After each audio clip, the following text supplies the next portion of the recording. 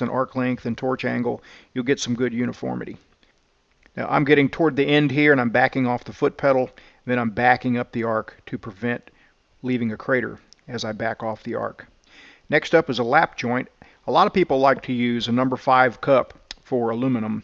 It works great for some applications. This is one of them where it works really nice, and it limits the etch line, because the etch line will typically only go where there's argon coverage or shielding gas coverage.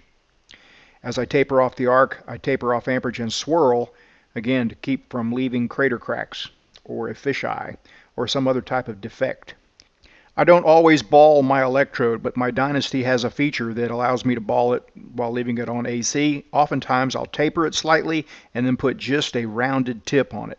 That gives me a good focused arc, gives me good crisp arc starts at low amperage, and good cleaning action.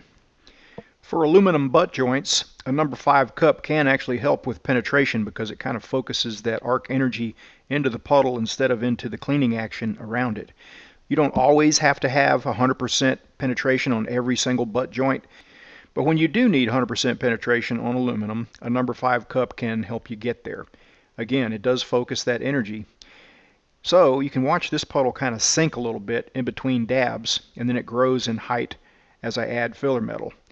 And so a lot of times I will move the electrode up and down slightly just to prevent that puddle from growing into the electrode and contaminating it and then having to stop and clean electrodes.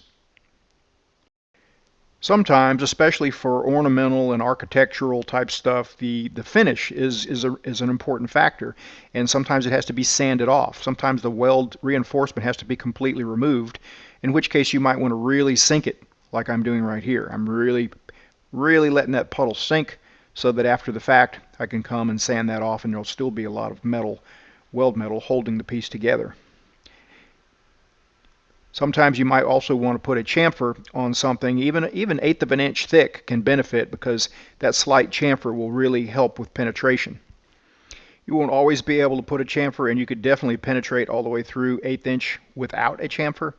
It's just that having an even halfway through bevel chamfer on there really directs the heat and really helps with penetration while using a little less heat and possibly distorting the part less. Here are the settings that I use with this number 6 cup.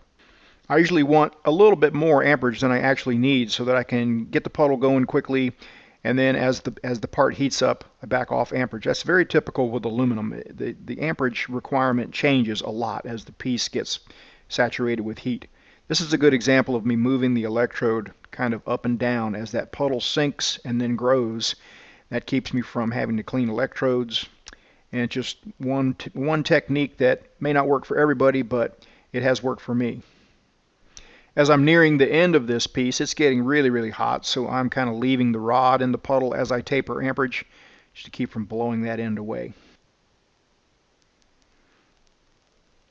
One of the key factors that I've found really helps on T-joints is not using much torch angle at all, and of course holding a tight arc. But if you try to hold a tight arc with a lot of torch angle, oftentimes that puddle will grow right into the tip of your electrode, and you'll be cleaning electrodes a lot. Once again, I'm trying to move the torch ahead at even increments, all the while trying to add the same amount of filler wire each dab, and that all just takes intentional practice.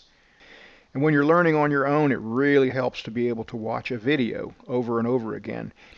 One thing that really helps is learning to feed filler wire with your filler wire hand, both hands actually, because there's times when you'll have to swap hands welding. But if you're having trouble